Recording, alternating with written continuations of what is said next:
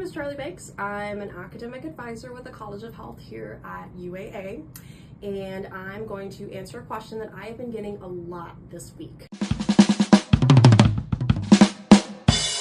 No, forming a union will not prevent UA from providing our raises.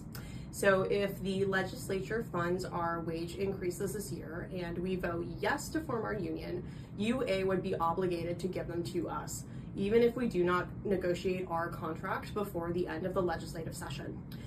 So here's why. Once we form our union, UA has two obligations: to maintain the status quo of terms and conditions for our employment, and to also bargain over any proposed changes to those terms and conditions.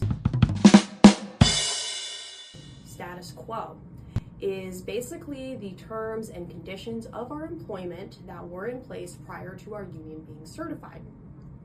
Under state law, the employer must maintain these terms and conditions unless we democratically decide otherwise. Therefore, since past practice has been for UA to provide pay increases to staff every time the legislature provides funding, status quo requires them to provide the pay increase.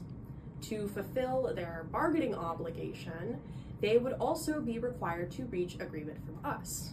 Obviously, as staff, we would agree to the pay increases.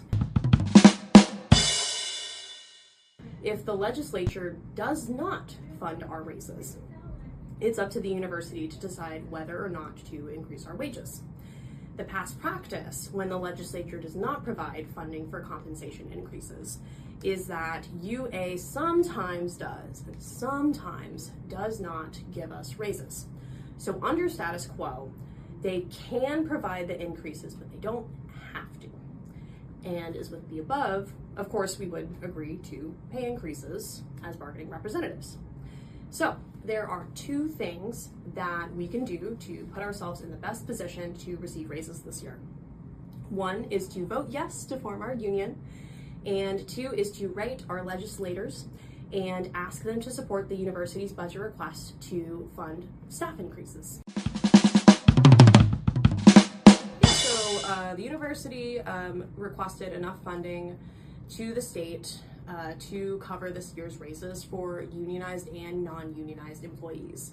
The governor's budget came back with funding to only cover raises for unionized employees, such as faculty, graduate workers, etc., since they already have negotiated legally binding contracts. We are currently working with the legislature to fund the university's full request. In fact, I went to Juneau with some of my colleagues last month to advocate for those raises and to speak with legislators on this matter. And you can actually get involved as well by writing to your legislators.